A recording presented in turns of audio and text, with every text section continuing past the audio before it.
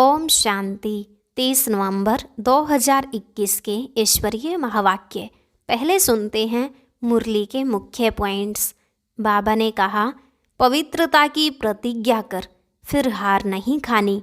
बाप तुमको टेम्पटेशन देते हैं। अगर तुम पवित्र बनेंगे तो हम तुमको स्वर्ग का मालिक बनाएंगे। बाप समझाने तो बड़ी सहज देते हैं, फिर भी औरों को नहीं समझा सकते हो तो जरूर योग की कमी है। याद से ही ताकत मिलती है। बाप सर्वशक्तिमान अथॉरिटी है ना। ज्ञान से विकर्म विनाश नहीं होंगे, ज्ञान से पद मिलेगा। अपना कल्याण करने के लिए मुझ बाप को याद करो। मुख्य बात है ही याद में रहना। पावन तो ढेर बनते हैं, परंतु उच्च वर्षा वह पाएंगे जो याद में अच्छी रीति रहेंगे। याद का चार्ट जरूर रखना है। बेड़ा पार तो याद से ही होना है। फिर बाबा ने कहा, जन्म जन्मांतर पाप आत्माओं को दान देकर तुम भी पाप आत्मा बन गए हो। अभी किसी पाप आत्मा को पैसे आदि नहीं देना चाहिए। मंजिल बड़ी भारी है। फॉलो फादर करना है तो पूरा नष्टो मोहा बनो। ऊंचे से ऊंचे बाप के महावाक्य सिर पर रखने चाहिए। शिव बाबा ने कहा, डायरेक्ट हमारी अथवा हमारे बच्चे की अवज्ञा करोगे या इंसल्ट करोगे तो धर्मराज बहुत सजाएं देगा। पूरा वर्षा लेने के लिए बाप का आज्ञाकारी बनना है। लास्ट में बाबा ने कहा, तुम्हारा स्वभाव बड़ा रॉयल होना चाहिए। चलते चलते कोई को लोभ, कोई को मोह पकड़ लेता है। ऐसे बच्चे भी हैं जो दिल पसंद चीज़ ना मिले तो बीमार हो जाते हैं। ऐसी कोई खराब आदत तुम्हें नहीं रखनी चाहिए। अब सुनते हैं महावाक्यों को विस्तार से। मुरली का सार।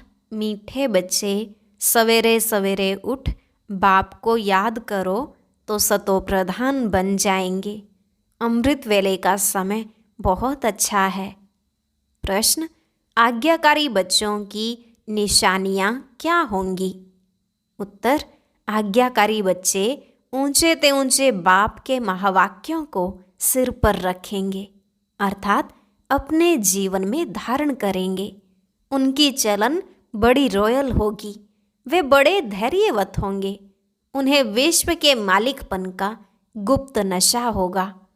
आज्ञाकारी बच्चे अपने किसी भी कर्म से बाप दादा की इंसल्ट नहीं होने देंगे। इंसल्ट करने वाले अर्थात अवज्ञा करने वाले बच्चे बहुत डिससर्विस करते हैं। आज्ञाकारी बच्चे सदा फॉलो फादर करते, कभी उल्टा काम नहीं करते। गीत, छोड़ भी दे आकाश सिंहासन, अब धरती पर आ जा रे। ओम शांति। मीठे मीठे रूहानी बच्चों ने 2 अक्षर सुने। अब बच्चे तो इनका अर्थ समझ ही गए हैं कि बाप यहाँ हैं। बाप बैठ राइट बात समझाते हैं, क्योंकि हर एक बात मनुष्य जो कहते हैं ज्ञान के बारे व ईश्वर के साथ मिलने के बारे में, वह है रॉन्ग। अब गीत के अक्षर सुने, छोड़ भी दे आकाश सिंहासन। लेकिन आकाश सिंहासन क्या है, यह कोई को पता नहीं है। पतित पावन को तो आना ही है।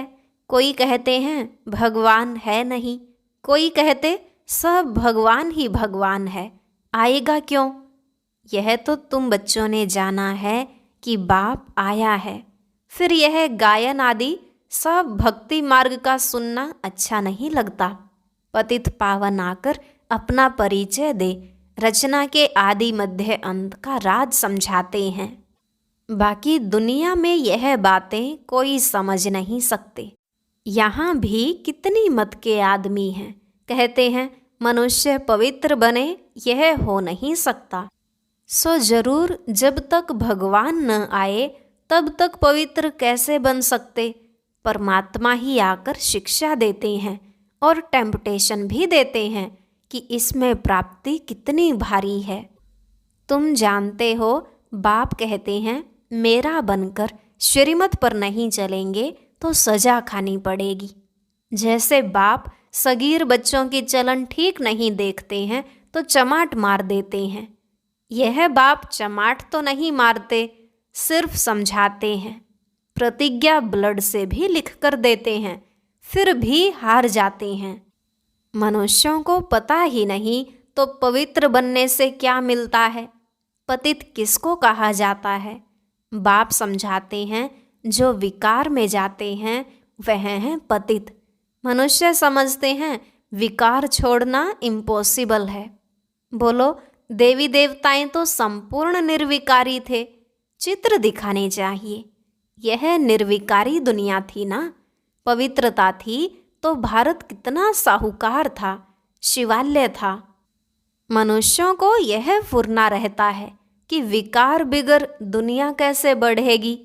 अरे, गवर्नमेंट तंग हो गई है कि दुनिया बढ़े नहीं, फिर भी हर वर्ष कितने मनुष्य बढ़ते रहते हैं, कम होना तो बहुत मुश्किल है। यहाँ बेहद का बाप कहते हैं, अगर तुम पवित्र बनेंगे तो हम तुमको स्वर्ग का मालिक बनाएंगे। आमदनी बहुत भारी है, बच्चे जानते हैं, बरोबर माया जीत बनने से हम जगत जीत बनेंगे, रावण को जीत राम राज्य पाएंगे। वहाँ यह विकार हो नहीं सकते, उन्हों को तुमने जीत लिया ना। यह बातें कोई मुश्किल समझते हैं, कहते हैं इसके बिगर दुनिया कैसे चलेगी। ऐसी ऐसी जो बातें करें तो समझना चाहिए यह आदि सनातन धर्म का नहीं है। जहाँ भी तुम भाषण करते हो तो बोलो भगवानुवाच। भगवान कहते हैं काम महाशत्रु है, उन पर जीत पहनने से तुम जगत जीत बनेंगे। समझानी बड़ी सीधी है, परंतु फिर भी वह समझते नहीं। यह समझाने वालों में अक्ल नहीं है। बाबा तो समझते हैं बच्चे रुपये में 5 आना भी मुश्किल सीखे हैं, या तो खुद पूरे योगी नहीं बने हैं तो ताकत नहीं मिलती, याद से ही ताकत मिलती है। बाबा सर्वशक्तिमान अथॉरिटी है ना, योग हो तो शक्ति भी मिले। योग तो बहुत बच्चों का बिल्कुल कम है, सच भी कोई लिखते नहीं। याद का चार्ट नोट करें सो भी मुश्किल है। टीचर्स ही चार्ट नहीं रखती तो स्टूडेंट कैसे रखेंगे। बहुत स्टूडेंट योग में बहुत तीखे हैं। मुख्य बात है बाप को याद करना है। योग अक्षर शास्त्रों का है। मनुष्य सुनकर मूंझ जाते हैं, कहते हैं योग सिखाओ। अरे, योग कोई सीखने का थोड़े ही है। सुबह सवेरे सवेरे उठ आप ही याद करना है। इसमें टीचर की क्या दरकार है जो बैठ सिखावे। इसलिए याद अक्षर ठीक है, योग सीखने की बात नहीं। यह आदत नहीं डालनी चाहिए। बाप कहते हैं अपने को आत्मा समझ, बाप को याद करो तो सतो प्रधान बन जाएंगे। अमृत वेले याद करना अच्छा है। भक्ति भी सवेरे उठकर करते हैं, यह भी तो बाप को याद करता है। याद क्यों करते हैं? क्योंकि बाप से वर्षा मिलता है। भल भक्ति मार्ग में शिव को याद करते हैं, परंतु उनको यह मालूम नहीं कि शिव से क्या मिलना है। यह सिर्फ तुम बच्चे ही जानते हो। अब बाप श्रीमत देते हैं कि अपना कल्याण करने के लिए मुझे याद करो। याद से ही शक्ति आती है, शक्ति से विकर्म विनाश होंगे। ज्ञान से विकर्म विनाश नहीं होंगे, ज्ञान से पद मिलेगा। पतित से पावन बनते हैं याद से। बहुत बच्चे इसमें फेलियर हैं। बहुत अच्छे महारथी 5 आना भी मुश्किल याद करते हैं। कोई तो 1 पैसा भी याद नहीं करते। इसमें बड़ी मेहनत है। समझानी तो झट सीख जाते हैं, परंतु बेड़ा पार तब हो जब याद में रहें। तब ही जन्म जन्मांतर के विकर्म विनाश हों, फिर पुण्य आत्मा बन जाएंगे। बाप को बुलाते हैं, आकर हमें पतित से पावन बनाओ। पावन तो ढेर बनते हैं, परंतु उच्च वर्षा वह पाएंगे जो याद में अच्छी रीति रहेंगे। तुम्हारे से जो बांधेलियाँ हैं वह जास्ती याद करती हैं। याद से ही विकर्म विनाश हो सकते हैं। तो जब कोई कहे कि पवित्र रहना इम्पॉसिबल है, तो फिर उनसे बात भी नहीं करनी चाहिए। निर्विकारी भारत था तो सतोप्रधान था, परंतु साहूकारों की बुद्धि में यह ज्ञान बैठना ही मुश्किल है, क्योंकि याद में ही मेहनत है। बाप कहते हैं, ग्रस्त व्यवहार में रहते उनसे भी तोड़ निभाओ। वास्तव में कायदे बहुत कड़े हैं। तुम जन्म जन्मांतर तो पाप आत्माओं को दान देते पाप आत्मा बनते रहे। अभी तुम पाप आत्मा को पैसे दे नहीं सकते, परंतु दादे का वर्षा है तो देना पड़ता है। इसलिए बाप कहते हैं, पहले सब लौकिक के काम उतार, फिर सरेंडर हो जाओ। ऐसा भी कोटों में कोई निकलता है। बड़ी भारी मंजिल है। फॉलो फादर करना है। नष्टो मोहा होना कोई मासी का घर नहीं है, बड़ी मेहनत है। विश्व का मालिक बनना प्राप्ति कितनी भारी है। कल्प कल्प जो विश्व का मालिक बने वही फिर भी बनते हैं। ड्रामा का राज भी थोड़ों की बुद्धि में बैठता है। साहूकार तो मुश्किल उठ सकते हैं, गरीब तो झट कह देते हैं, बाबा यह सब कुछ आपका है। फिर उन्हों को सर्विस भी करनी है। पावन बनने के लिए याद भी चाहिए, नहीं तो बहुत सजा खानी पड़ेगी। सजा खाई तो पद भी कम हो जाएगा। सजा खाते वह हैं जो याद नहीं करते हैं। ज्ञान कितना भी उठाएं, उससे विकर्म विनाश नहीं होंगे। मोजरा खाकर फिर थोड़ा पद पाना वह कोई वर्षा थोड़े ही है।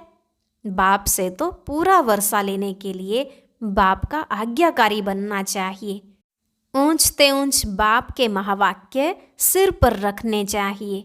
कृष्ण की आत्मा भी इस समय वर्षा ले रही है। इन लक्ष्मी नारायण के बहुत जन्मों के अंत में हम फिर से उन्हों को पढ़ाकर वर्षा देते हैं। तुम्हारे में भी प्रिंस प्रिंसेस बनने वाले होंगे ना। रॉयल घराने वालों की चलन बहुत धैर्यवत होती है। गुप्त नशा रहता है। बाबा कितना साधारण रहता है, जानते हैं। बाकी थोड़ा समय है। मेरे को तो जाकर विश्व महाराजन बनना है। यह भी पतित थे। यह तो बाबा का रथ है, तब यहाँ संदली पर बैठना पड़ता है, नहीं तो बाबा कहाँ बैठे। यह भी तुम्हारे जैसा स्टूडेंट है, पढ़ते हैं। बहुत बच्चे हैं, बाप को पहचानते नहीं हैं। बाप के साथ धर्मराज भी है। बाप कहते हैं, मेरी आज्ञा नहीं मानी, मेरी इंसल्ट की तो धर्मराज बहुत सजाएं देगा। डायरेक्ट हमारी अथवा हमारे बच्चे की तुम अवज्ञा करते हो। बाप का एक ही सिकिलधा बच्चा है, प्यार तो है ना। इनकी इंसल्ट करते तो कितनी सजाएं खानी पड़ेंगी। थोड़ी आफतें आने दो, फिर देखो कितने भागते हैं। तुम सब भागे हो। इसने जादू आदि कुछ नहीं किया। जादूगर शिव बाबा है। बहुत हैं जिनको यह भी ध्यान नहीं आता है कि इनमें शिव बाबा आते हैं। शिव बाबा के आगे हम कुछ उल्टा कर देंगे तो बाप कहेगा, यह नालायक बच्चा है, इसमें डबल है ना, इसलिए तार में लिखते हैं बाप दादा। परंतु इस पर भी बच्चे समझते नहीं हैं कि बाप दादा इकट्ठा कैसे हैं। बाप दादा द्वारा वर्षा देते हैं। आप ही बात छेड़नी चाहिए। तुम जानते हो बाप दादा कौन हैं। भल कोई पूछे कि तुम बाप दादा किसको कहते हो। बाप दादा एक का नाम हो न सके तो बच्चों को युक्ति से समझाना चाहिए। जब तुम किसको समझाओ तब उनकी बुद्धि में बैठे कि शिव बाबा दादा द्वारा वर्षा देते हैं। अब विनाश तो होना है, उनसे पहले राजयोग सिखा रहे हैं। आप भी सीखो। आधा कल्प जिस बाप को पुकारा है वह आया है नॉलेज देने। फिर भी कहते हैं फुर्सत नहीं है समझने की। तो कहेंगे आप देवी देवता धर्म के नहीं हो, आपकी तकदीर में स्वर्ग के सुख नहीं हैं। बाकी यहाँ कोई माथा आदि तो टेकना नहीं है। सन्यासियों के आगे चरणों में जरूर गिरेंगे। यह तो गुप्त है ना, आगे चलकर बहुत प्रभाव निकलेगा। उस समय भीड़ बहुत होगी। भीड़ भाड़ में कितने मनुष्य मर जाते हैं। प्राइम मिनिस्टर आदि का दर्शन करने कितनी भीड़ खड़ी हो जाती है। यहाँ कितना गुप्त बैठे हैं बच्चों के साथ। यहाँ देखेंगे किसको? इनके लिए तो जानते हैं जोहरी था। शास्त्रों में भी है, ब्रह्मा द्वारा मनुष्य सृष्टि रची कैसे। बाप कहते हैं मैं इनमें प्रवेश कर रचता हूँ। यह भी लिखा हुआ है, परंतु पत्थर बुद्धि समझते नहीं। बाप आकर बच्चों को पतित से पावन बनाए ट्रांसफर करते हैं। बाकी कोई नई रचना थोड़े ही रचते हैं। यह है पतितों को पावन बनाने की युक्ति। विराट रूप का चित्र जरूर होना चाहिए। चित्र बड़ा होगा तो समझाने में भी सहज होगा। पत्थर बुद्धि से पारस बुद्धि बनाना कोई सहज बात थोड़े ही है। कोई तो बिल्कुल ऐसे तवाई मिसल देखकर चले जाते हैं।